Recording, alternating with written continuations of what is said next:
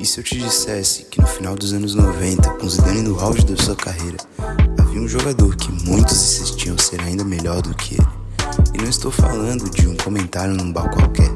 Estou falando de artigos sendo escritos, discutindo quem era o melhor. Alguns dos maiores nomes do esporte declararam publicamente que colocavam Zidane abaixo dele e o consideravam simplesmente o melhor do mundo. E mesmo assim, apesar de tudo isso, ele acabou quase esquecido. Se você ainda não percebeu de quem estamos falando de Rui Costa. O cara ganhou simplesmente tudo em nível de clubes. Tornou-se uma lenda em 3 times diferentes. E Pelé até o colocou na lista dos maiores jogadores de todos os tempos. Hoje é hora de lembrá-lo. Na Fiorentina, o chamavam de La Luce. E hoje você vai entender o porquê. Primeiro de tudo, vamos deixar uma coisa clara. Ninguém jamais amou um clube tanto quanto Rui Costa. Quando era bebê, a primeira palavra que ele falou foi literalmente Benfica. Toda a família dele era obcecada pelo clube e aos 9 anos algo incrível aconteceu. O Benfica organizou um evento para sócios torcedores em que os filhos poderiam passar um dia inteiro jogando no centro de treinamento do clube.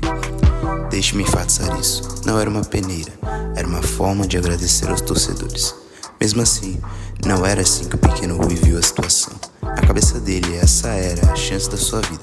Ele estava tão ansioso que nem conseguiu dormir na noite anterior. Quando chegou lá, haviam 500 crianças. E no meio de todas elas está o próprio rei, Eusébio, escolhendo 22 crianças para jogarem por 10 minutos. Finalmente, chegou a vez de Rui. Ele entrou em campo, tocou na bola 2 vezes e com esses 2 toques, deixou 2 crianças caídas no chão. Ele era simplesmente bom demais para elas. Eusébio viu aquilo e pediu para que ele saísse de campo. Ao ver isso, Rui achou que tinha feito algo errado e correu até o pai dizendo: "O senhor Eusébio não gosta de mim." Na verdade, Eusébio tinha acabado de encontrar o herdeiro do seu trono. Ele se aproximou do pai de Rui e disse: "Já vi o suficiente. Traga-o de volta amanhã para garantir que ele jogue." Alguns dias depois, na sexta-feira 13, ele jogaria sua primeira partida pelo Benfica. A partir dali, como ele próprio disse, viveu dentro do clube. Mas 10 anos depois, as coisas começaram a dar errado. Aos 19 anos, o Benfica, de alguma forma, não tinha certeza se ele era bom o suficiente para merecer uma chance. Com o fim da sua última temporada na academia se aproximando, foi informado que seria dispensado. Foi então que ele foi chamado para um jogo de juniores contra o FC Porto. O Benfica perdeu por 4-0. Ao mesmo tempo, os olheiros do clube da terceira divisão, Fafé, estavam assistindo das arquibancadas.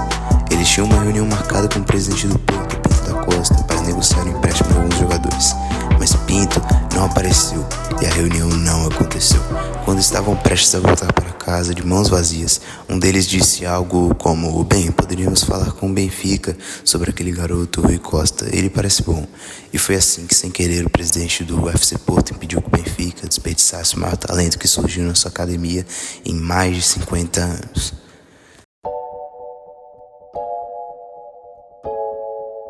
Depois de estar a um passo de acabar jogando em algum campeonato regional, Rui Costa foi emprestado ao Fafé, onde assumiu o controle do time, deixando apenas 2 pontos da promoção em segundo lugar, acima de tudo garantindo uma convocação para o Mundial Sub-20, juntando-se a nomes como Luiz Figo e João Pinto na geração de ouro de Portugal. Rui Costa integrou a equipe que chegou à final do torneio contra o Brasil.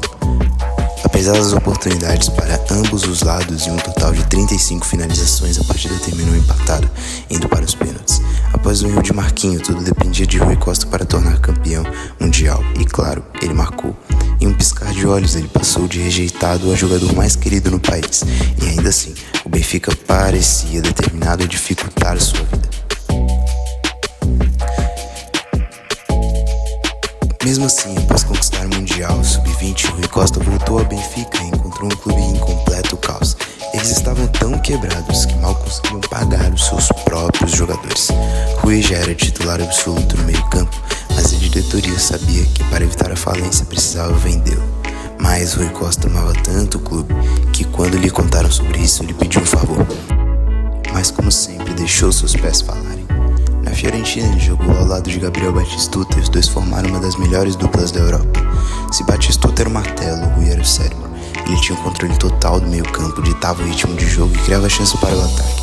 Sua habilidade de passar era tão precisa que os torcedores começaram a chamá-lo de La Luce. Em 1996 ajudou a Fiorentina a conquistar a Copa da Itália, a Supercopa da Itália. Mas enquanto Rui fazia história no clube, a Fiorentina também enfrentava dificuldades financeiras. No início dos anos 2000, a Fiorentina estava à beira da falência. Foi demais para Rui ver o clube entrar em colapso, e mais uma vez ele se sacrificou pelo bem da sua equipe, aceitando uma transferência para o Milan. Ele deixou a Fiorentina em lágrimas, prometendo aos torcedores que voltaria um dia.